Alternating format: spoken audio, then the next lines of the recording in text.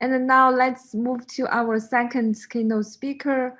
Actually, there was one question about Arabic pre-trained model. So I think our next speaker, Professor Wassim Hajj, will talk about the Arabic model, which is a pre-trained model for the Arabic language.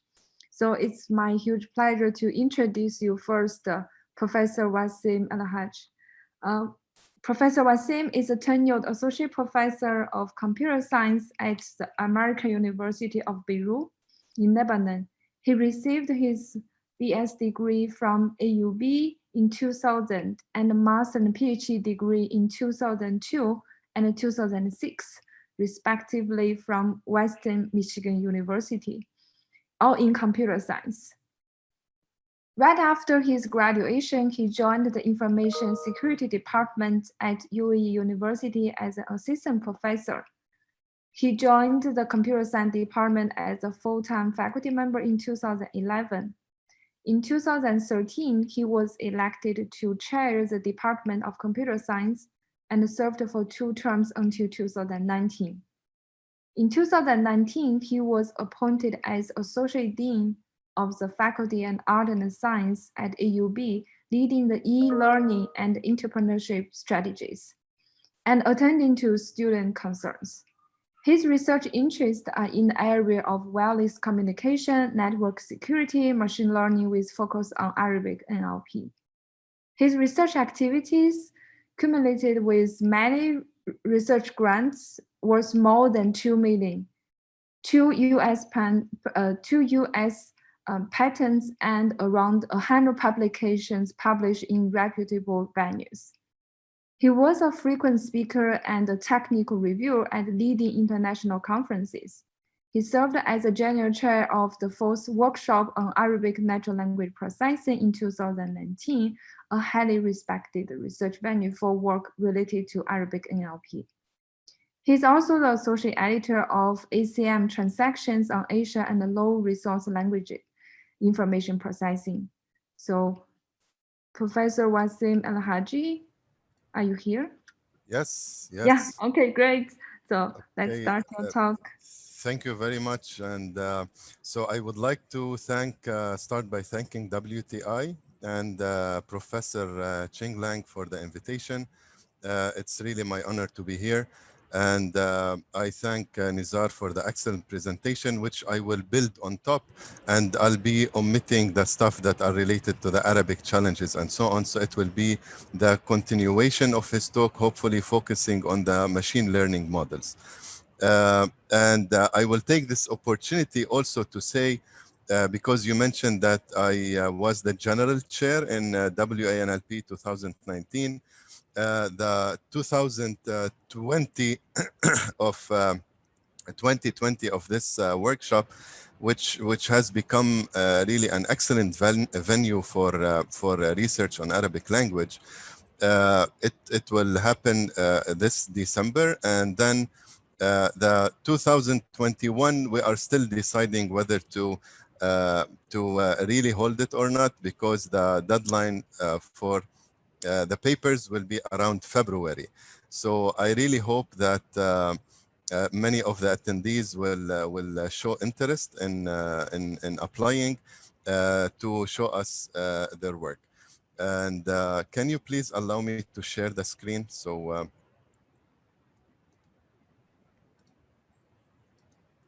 Inji, Yeah, sure. You are allowed, Wassim. So, Dr. Wassim, you can share your screen. okay, so Dr. Zhang, you need to stop sharing yourself, I guess. okay, Inji, can you please stop sharing? Okay, Yeah. great.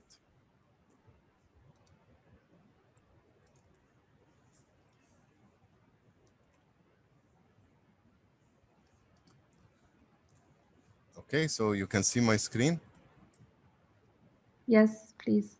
Excellent. So uh, Dr. Nizar already mentioned some of the applications. I'll repeat them very quickly. So NLP applications, you have seen them a lot in spam filters, for example, to stop certain emails that contain foul words or hate speech or something. and you have seen them in conversational systems such as Siri, Alexa. Uh, there is in machine translation. They have NLP is really core for that. We've seen it in sentiment analysis, which is the topic of the challenge. And in most of the time, there is a pipeline to do sentiment analysis that starts with tokenization, stop word filtering, negation handling, and so on and so forth, which the camel tools are perfect for that. And then in the end, there are the algorithm or the model that will spit out the classification itself for the sentiment. And sentiments, of course, they can be positive, negative, neutral, or you can have more granular specification for it. And you can do also emotion classification as well. I would like to mention more another application that is very recent in 2019. It is called GP2, and it was used mainly for text generation. So the idea is to have a certain input to this GP2 system. It is done by OpenAI Labs. And then what it does, it tells you, or it gives you what should come next. So the input can be a sentence, a paragraph, a page, and then it gives you really the continuation of this page. And back then, the authors, they decided not to publish this data because they thought that it is so human-like that they were really scared to release it. And this one, for example, here's an example. I will not really go over it for the sake of time, but it gives as input something about they found unicorns in the Andes Mountains, and then the system really like does the rest. And if you try to read across what the system does, you will see that it is extremely believable, and not only believable, it's believable like, and a joy to read it, which is very, very human like text generation. Back then, the GP2, it had almost 1.5 billion parameters. It uses transformers, which I will talk about later on in the presentation. And GPT-3 is out now. It has been the beta version was out in July 2020, so a few months ago. And just for the sake of comparison, GPT-3 had almost 175 billion parameters as opposed to 1.5 billion. So you can only imagine how accurate or how the text generation, how a human like it's going to be. Um, in the NLP challenges, I will not dwell much on the NLP challenges. I'll only mention that most of the time our task is to do language modeling. And language modeling, you can summarize it by having a certain context. So I have, for example, here a certain context, and then I want to check what's the probability or what comes after this context. And the context can be a set of words, and also the prediction can be also a set of words. So it can be one word or it can be more. There is a language sparsity is a challenge that we normally want to address. Sentence representation, we will talk about word representation, which is one of the major advances that happened in 2013, which was called word embeddings, to find a good representation of a word. But then what about a sentence? What can be a good representation of a sentence? We will tackle this challenge in this talk. Um, there's also the sentence parsing, which is very pretty much advanced now. Target inference, which mainly is to what extent an argument's conclusion can be reconstructed from its premises. So it is given a set of words and a certain context, what is the output or what is the conclusion. There's also, of course, language generation, such as the GPT-2 or GPT-3 and many more, and conversational systems. I will mention something like a challenge which is related to deeper linguistics. Here is a traditional example. A dog is chasing a boy on the playground. So normally we start with part of speech tagging that's pretty much mature, where we try to identify individual words, what are the part of speech for these individual words. And then we go one level up and we go into parsing. We start trying to connect these words together in order to form phrases. And then we say, what are these phrases, noun phrase, verb phrase, and so on. And then we connect them together in order to eventually get a sentence. But then what about the semantics? So can we know, what can we know about the semantics? Like a dog is chasing a boy. How can we extract semantics from this sentence? How do we know that the important parts in this sentence, they are the dog, the boy, the playground, and there is something called the chasing that is connecting them together? And then what about inference? Can we really know from this sentence that the boy is scared because the dog is chasing the boy, or is it like, for example, they are playing and the dog is chasing the boy? So how do we get inference? And this is also related to the context of the words and what does the sentence mean. And then now I will dive into neural networks in NLP, and this is the base of my talk. And I will put a timeline, and in the timeline, I will just mention the major advances, although there are a lot of machine learning models that were developed for NLP in general and for Arabic NLP. I picked really the major ones. And I will not be talking about the traditional AI, something that Nizar touched on, which are the support vector machines and the various regression models and the clustering and so on and so forth. My focus will only be on the neural networks. So first in 2013, it was the start where like a serious neural network was done to create a language model. And whenever we say a language model, our major aim is to try and predict what comes next. So what comes next in a certain sentence. So I have a sequence of words, and then what comes next. And what comes next might be a word or might also be a sequence of words as well. So very early on, the way, and before I dive into this, I want to mention that given that the participants might be coming from different backgrounds, all of the talk will be focused on neural networks. And if we want to say what a neural network is, it is composed of a certain input, some layers in the middle, and a certain output. And the major objective, and there is a certain input and a certain output given to us. So let's assume if we have sentiment analysis, we have an input sentence, and then we have what is the sentiment of that sentence. We have another sentence and the sentiment of the second sentence, and so on.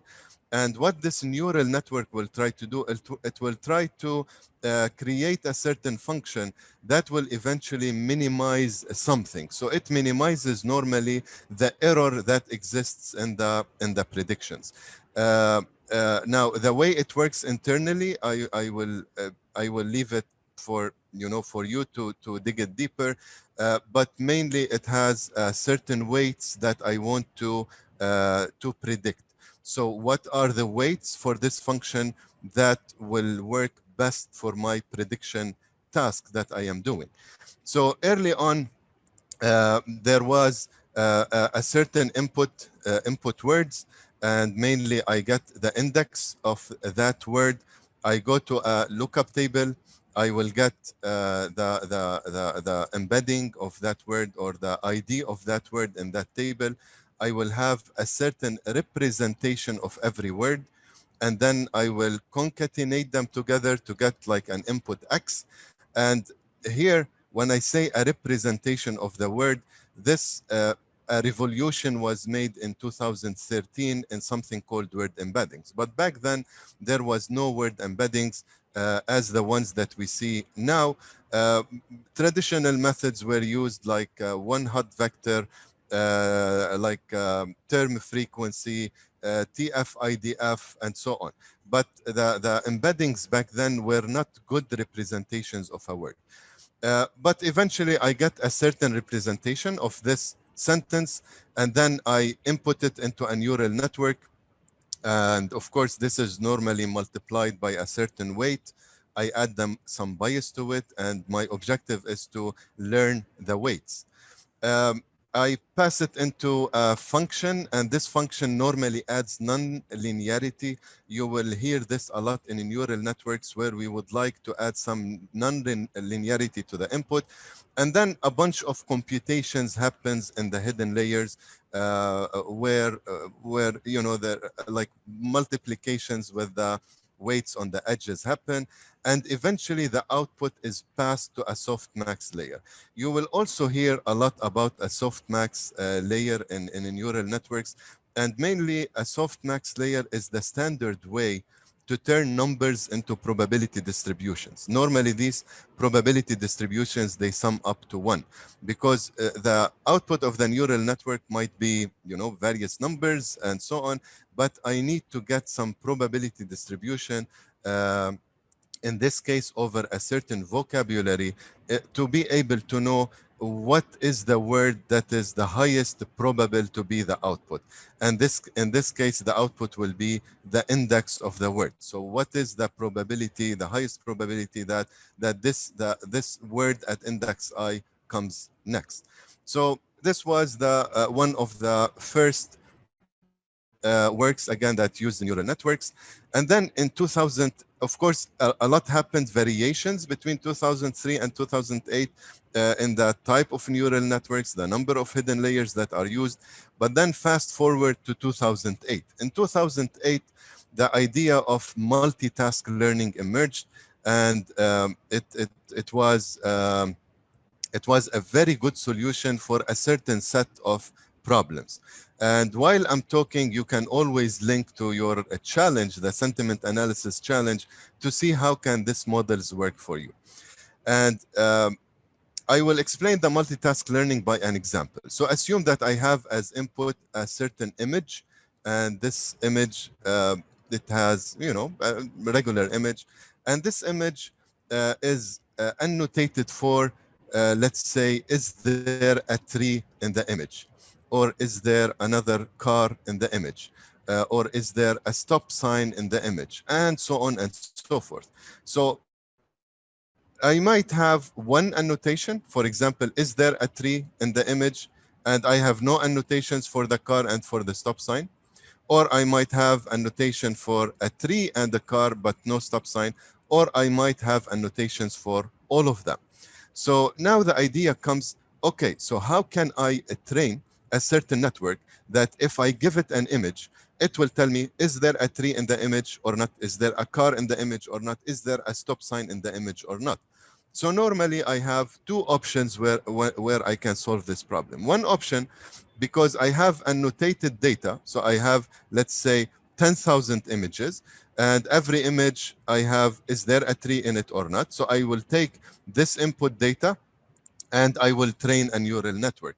And when I say train a neural network, it means I'm trying to find the best weights for my function that will allow me to say if there is a tree in the image or not.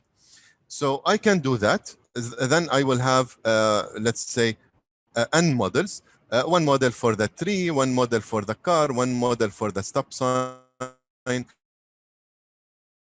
and so on. And this might work very well, and you will be able to get a high accuracy.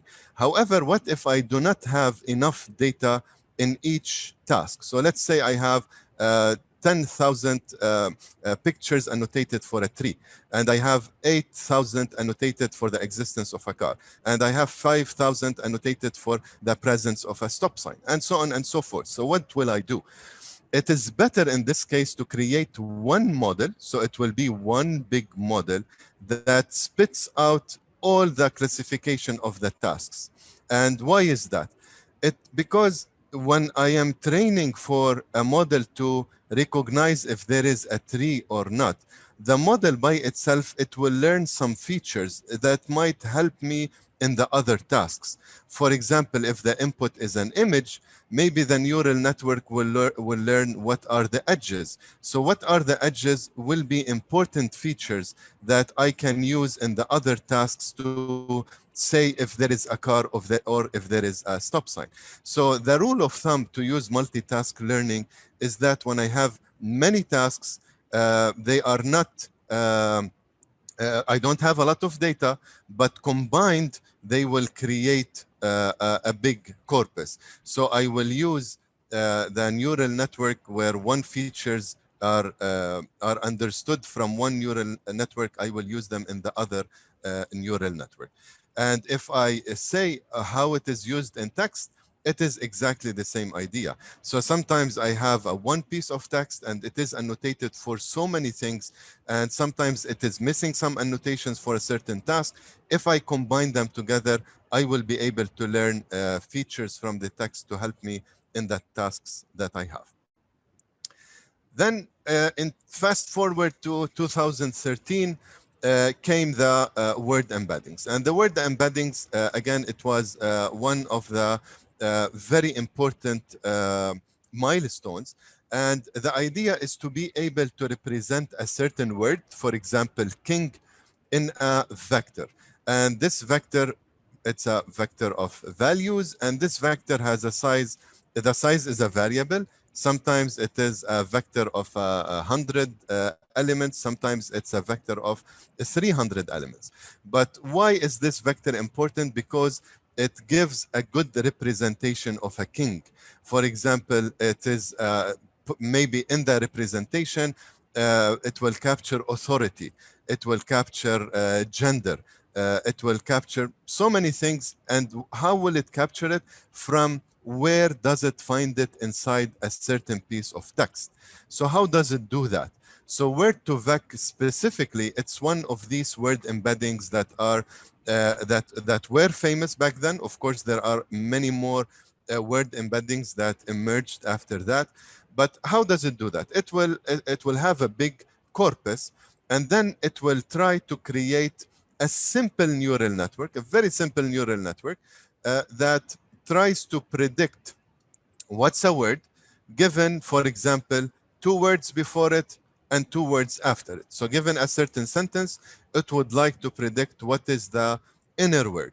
And given a big corpus, given that this word, for example, king, appears in many places in this corpus, it will try to create a certain vector, which are these embeddings that will capture the context of this word, which is the king. And this is one flavor of word2vec. Another flavor of word2vec is called a skip anagram. And the skip anagram, it works by, it's exactly the opposite. So given a certain word, what are what is the context of the word? So what are the words that might come before it and might come after it? And what does really create the word embeddings in word2vec?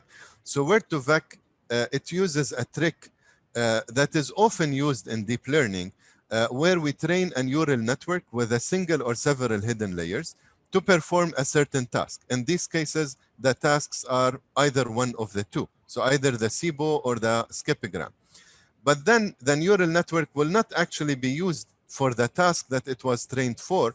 So our aim in this case is not really to find the middle word, or given a word is to find what is the context of the word. The goal is actually just to learn the weights of the final hidden layers. So in these two cases, the weights that are learned from this exercise, was it the SIBO or the skip anagram, they are the embeddings for the words that we are interested in. Normally, when someone uses word2vec, they have the option to use either one of these. So when do you use SIBO? When do you use anagram? SIBO is by the way, it stands for continuous bag of words. It mainly works best for frequent words, and the opposite for anagrams. So anagrams normally, skipograms, sorry, they normally help in to understand rare words. So word2vec allowed us, for example, which was never the case before, which is to say something like king minus man plus woman, and this is equal to queen.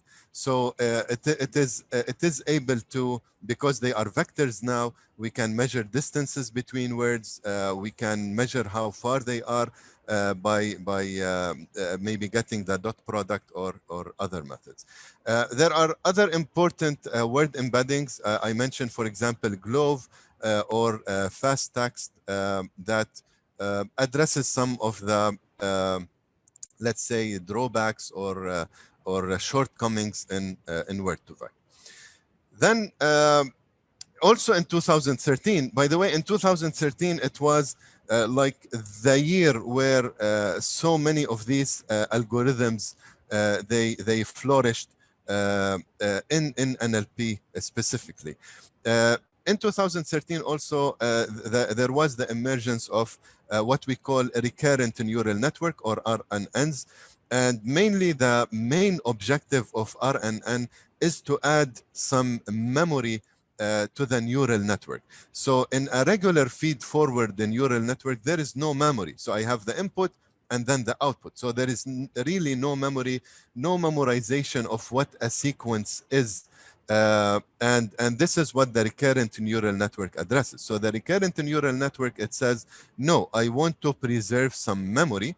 And in order to do that, I will create what is called a hidden state. So it is really like the output of the neuron will be fed back to the input of the neuron. So in this case, if I have a certain word, for example, and then the second word, the output of whatever happened in the previous step is an input to the second step. And then the output of the second step is an input to the third step, in addition to the regular input of the upcoming step, and so on. So what this will really do, sorry, let me remove the annotations.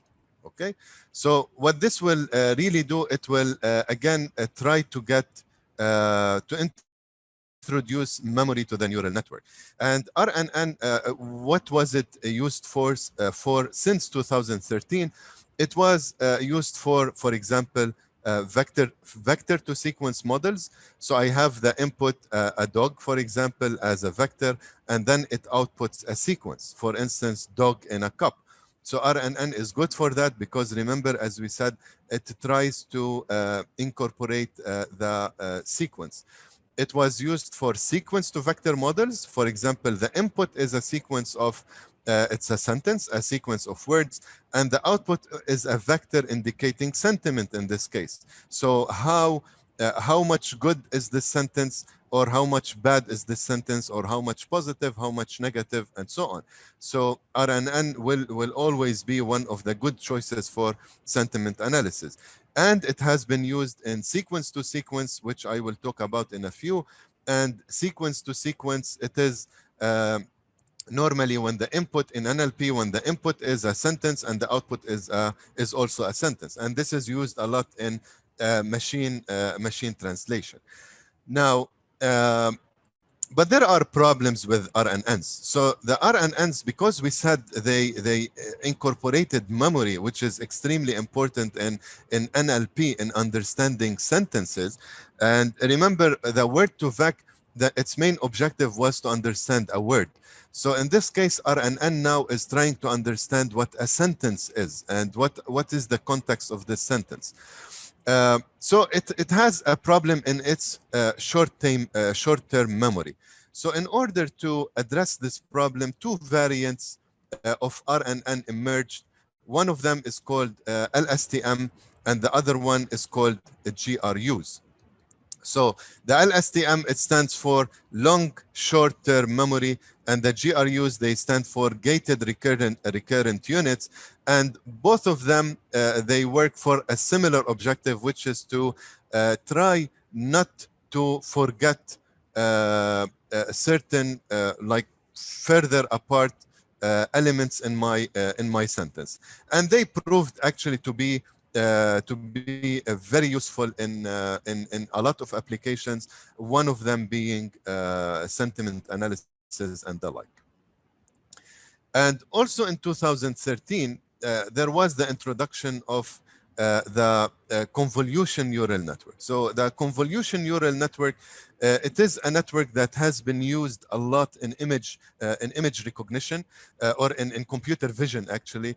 And normally you have a certain image in computer vision, and you take a certain let's say box, they also call it a filter, and they pass it in the image. And what does this filter do? It really like does some analysis on that part of the image and try to extract some important features from it. For example, one pass of this filter over the image might detect the edges in the image. Another pass might detect maybe the contour of the eyes in that image, and so on and so forth. So it was really very successful in computer vision. Uh, but then, of course, we said like, why can't we use it for NLP tasks, and mainly a lot for classification tasks, for example, in sentiment analysis as well. It has a lot of applications in sentiment analysis. I will motivate this by a quick example, because if you want to jump into convolution neural network, and this will help you understand some of the terminology that is used in a convolution neural network. So let's assume I have a sentence that says, tentative deal reached to keep government open. And we assume here that I have the word embedding. So from now on, I will use the term word embedding to indicate a vector that represents a word. So I have here, for example, the word embedding of the tentative. It is only a vector of 4 elements, although we said that the tradition is 100 or 300, but this is only for the illustration in this example. And then I will apply a filter on that. I will assume it's like an image on this matrix, and this filter must have the width to be equal to the width of the embedding. So if the embedding is 4, then I am multiplying by a filter that has also a width of 4. So I take this filter, which in this case it's a 3 by 4, and I pass it in one way. So it is a one convolution. It is one dimension convolution, not a 2D convolution like it is in images. I pass it along and I do like a multiplication where I multiply the entries, I add them up, and I will get one value out of this process. And then I slide it down by 1, and I get a second value. Slide it down by 1, I get a third value, and so on. And the idea behind this is that these values that I created by applying this filter, they were able to extract some context out of the elements that it considered in my matrix. So because I have a filter of 3, and I will be, for example, taking these 3 rows into account in my multiplication, so it gave me some value, which is in this case minus 1.0, about the relation between tentative deal and reached, and then between deal reached and to, and so on and so forth. So it captured some information about these 3 words. So what if I have other filters? So I can have a second filter and a third filter, and I do exactly the same. So I have a first filter value, second filter, third filter, and so on. And then what do I do with this? My objective, remember, is that I want to get a good representation of a sentence. But this is not, this is still vague. So what I will do next is that I will do something called max pooling. And max pooling, I will take all the values in one filter, and then I will get the maximum value out of them. The maximum value of the second filter, the third filter, and so on. I can have as many filters as I want. And this vector that I get is the vector that represents my sentence. So now I was able to use a convolution neural network on a certain sentence, but I eventually ended up with a sentence representation that from now on I can use it for any application that I want. So now I have a sentence representation that represents my sentence in a good way. I can now build on top of it a fully connected neural network in order to do sentiment analysis or any other thing that I want. So you will see a lot, if you read the literature, you will see this image, but now the explanation of this will be straightforward, which is I have, for instance here, a filter that looks at the 2 grams. So it's a filter that looks as a 2 word, and it gets the output of the second 2 words, third 2 words, and so on and so forth. So eventually I will get a representation of by applying the 2 gram filter. And this representation will give me a value. And I do the same, I apply many filters. The filters can very well be of dimension 2 in order to capture the relation of 2 words at a time. It can be 3 to get the relation of 3 words at a time, 4, and so on and so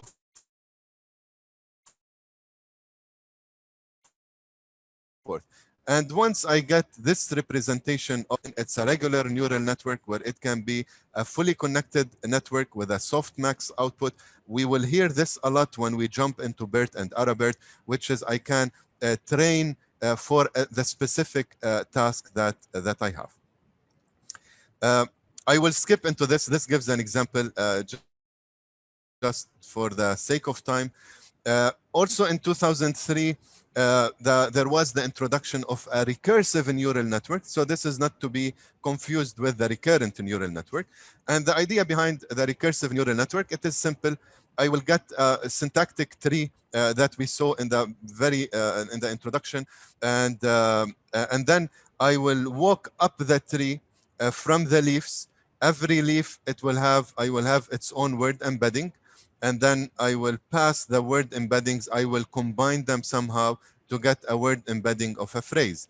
And then I will combine the embedding of this word and this phrase in order to get the embedding of a certain phrase. I go up the tree and eventually I will get an embedding for the whole sentence.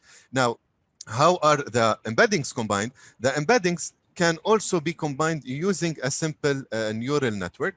So the neural network that is normally used in recursive neural network to do the embedding is to concatenate the embeddings of 2 leaves, and then I apply a certain weight to them. I add a certain bias, and then I pass them into a function to add some non-linearity, and I will get the output, and I will repeat this step until I get to the to the embedding of the sentence as a whole. Now, all of this happened in 2013, and of course, a lot of variations happened on RNNs, LSTMs, GRUs, and recursive neural networks, and they were used in so many applications.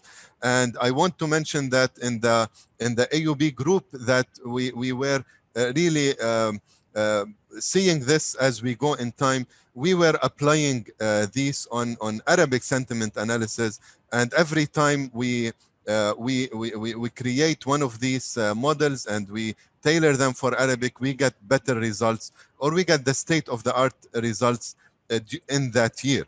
And this continued until we reached ARABERT most recently. And then in 2014, the sequence-to-sequence models emerged. And here the idea of having an encoder and a decoder came into play. And this is something that we'll be talking about more recently with transformers. And the idea is to have a certain input as a sequence, benefit the second input in the sequence, benefit the third input in the sequence, and so on. And I will get an output, which is an output that represents the input. And this output that represents the input is fed into a decoder, and the decoder does the opposite. So it starts with this one representation of the input and starts outputting the representation of the output. And of course, the encoder inside, it uses RNNs back then in 2014. However, you will see a lot of variations that they use LSTMs. Sometimes they use both. they use a convolution neural network first, maybe to focus on some features, and then they use LSTMs. So there is a lot that happens inside this step in the encoder. And depending on the application, you will see a lot of examples. The sequence-to-sequence models were also used for image captioning, video captioning, and they have proved to be successful in this regards as well. And then we move to attention. And you see in this sequence, there is always one problem with one model that triggers a solution for that. And attention came because the sequence-to-sequence models, there is a main bottleneck in them, is that it requires to compress the entire content of the source sequence into a fixed size vector.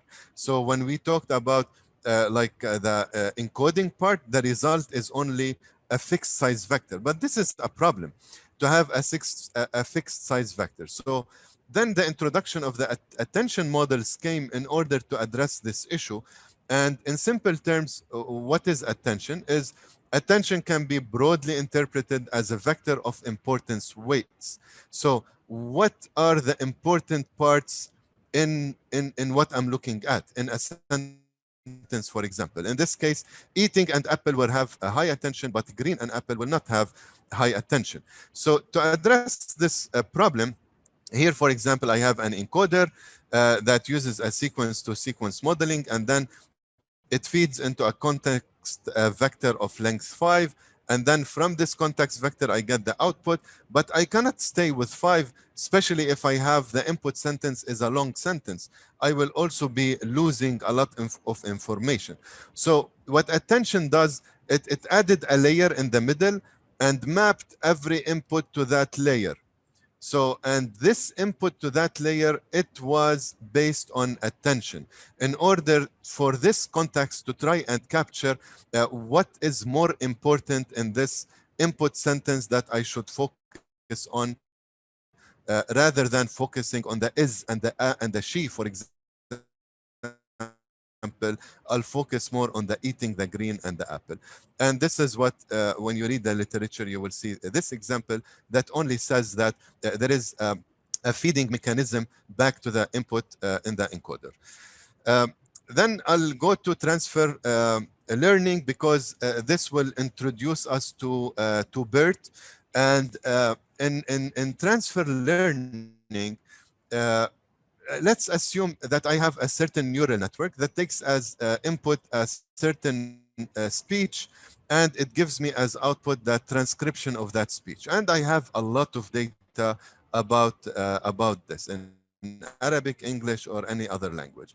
And then I have the following task that I want to do. So let's say that you want to recognize bad words, but you do not have enough training data. So what do I do? So I know that I have um, a big corpus that understands the speech in general, but it is not focusing on bad words.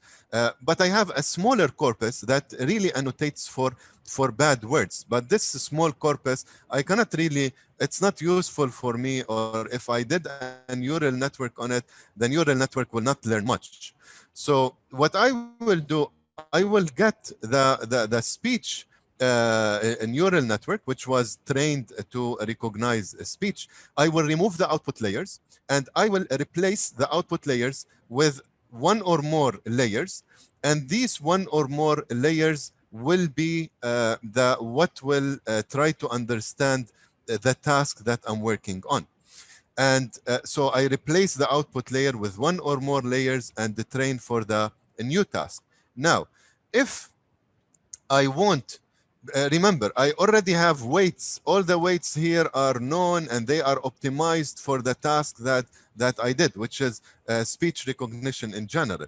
If I want, I have enough big corpus for bad words, I can go ahead and retrain the whole model from scratch. But what will happen now, my initial weights are very good weights. So the pre-training will not take a lot of time. So if we do that, we call this operation pre-training. And if I don't want to really touch the weights that are already good, I will only do something called fine tuning. So I will not touch the weights, and I will only add my output layer, which is most of the time a fully connected layer, followed by a soft max to spit out the probability distributions. Then I will do, this is only called fine tuning. And this will help really a lot in what we call BERT. I still have around 10 minutes. In my 50 minutes, I will proceed uh, a bit fast. So what's the idea of BERT? So BERT, LSTMs, which were really the state of the art in capturing sequence and memory and so on, but they are slow and they are not truly bidirectional. So this, a new architecture emerged, which is called a transformer architecture. So this transformer architecture, it has a set of inputs and of course the outputs, but it is very well divided into an encoder and a decoder. And so and the two important things here is that the words are processed simultaneously, and they are deeply bidirectional as opposed to LSTM.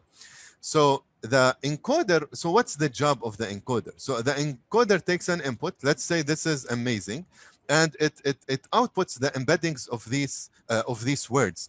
And the embeddings, they really capture the concept, the context of these words. Inside, if I want to unfold the encoder and see what it is, you will see that there are attention models inside that capture the context of the word. And then it starts that what the decoder will do. The decoder will start, here we're assuming that I have a translator from English to French. The decoder will start outputting the words which are the translated words one at a time. Now, what's interesting about BERT is that the job of the encoder, in this case, it really learns English, and more importantly, it learns context. And what the decoder does, the decoder learns how to map English to French words. So the decoder really learns how do English words relate to French words. And both of them, they have some underlying understanding of what a language is. So now, if I go ahead and stack the decoders, so I take this decoder and I stack it next to each other, I do many decoders stacked next to each other, I will get a GPT, which is this text generation model that I gave an example on in the beginning. And if I stack the encoders together, I will get BERT, which is from the name is really reflective of this, which is bidirectional encoder representation from transformer. So this is really what BERT is. Now, BERT, it is used to, it is trained. I will talk about the training now. It is used for many applications like machine translation, question answering, sentiment analysis, text summarization, and many others. And the way BERT it is created or I can say it can be used in two ways. So one way, first, how did we pre-train BERT, and uh, and how can we use BERT for a certain task? So BERT, it is pre-trained by masking part of the input, normally 15% of the input. They mask it and they will try to know what are the masked words. For example, here the input is the, like as if fill in the blanks, the something, brown fox something over the lazy dog.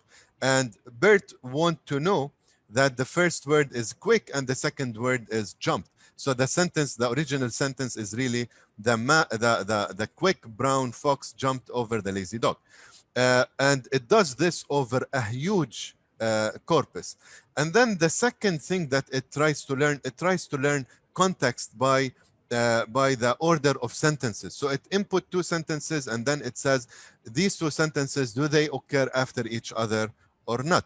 So these are the two parameters that it training phases prediction. So how does the fine tuning work? So the fine tuning work, you will remove the output layer, and you replace it again, as I said, by one example is a fully connected layer followed by a softmax, for example, for your specific task, which you already have a certain labeled data on.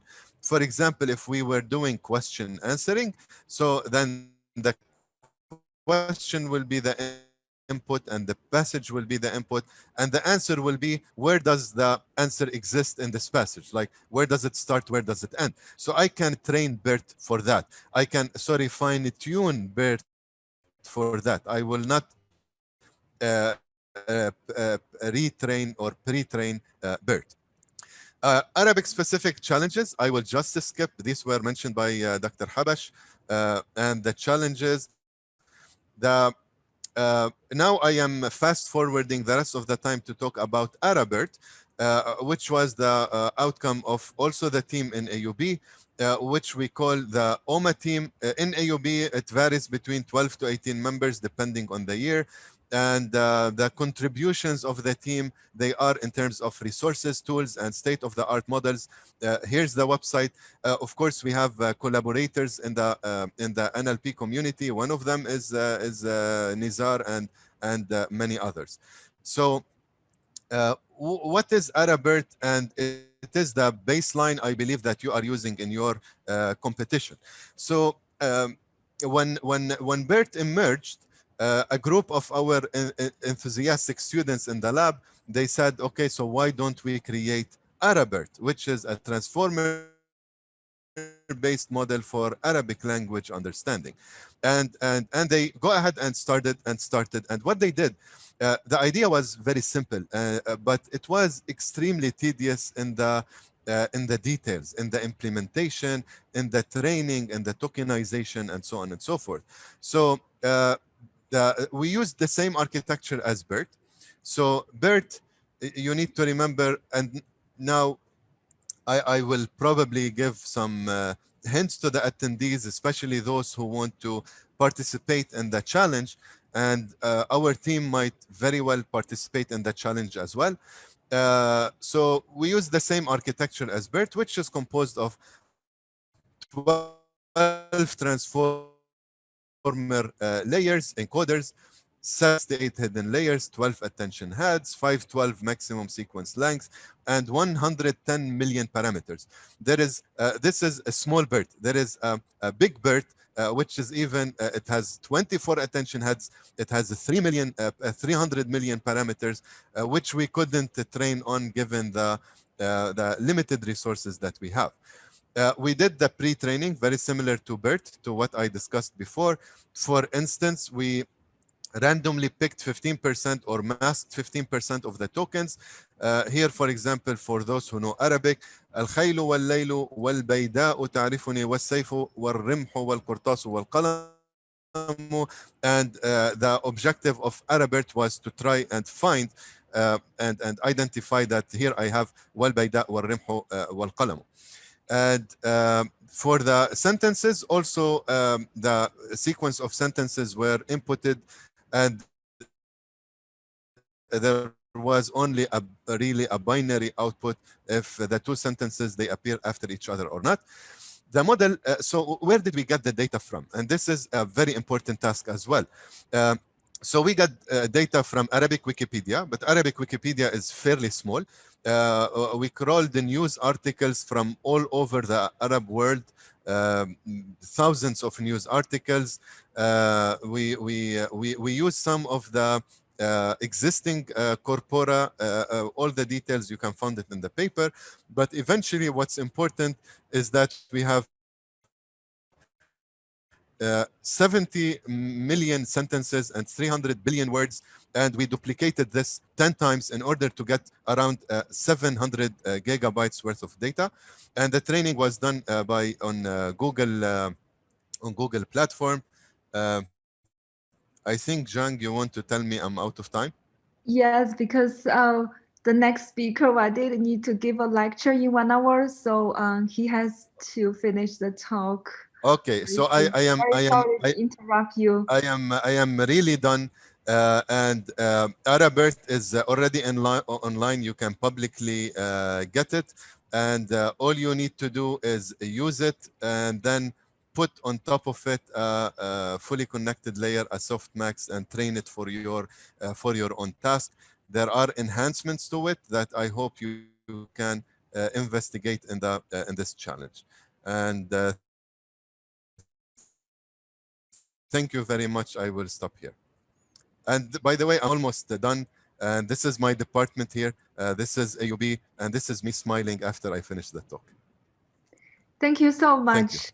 Actually, I will talk about Arrowbird very soon when I introduce the challenge because we found Arrowbird has the best performance among all the baselines we tried in our challenge. Excellent. Yeah, thank you so much. And so as you can see, we have some questions. If possible, can you please answer some of them by just replying to the people who asked the question? Is that possible? I reply via chat or now? Yeah, by chat. Yes, Because yes, yes, yeah, definitely. thank you so much. I can do that, of course. Yeah, I answered already a lot, but there are some remaining ones I cannot help. I need your help to answer them. Sure. Thank you so much.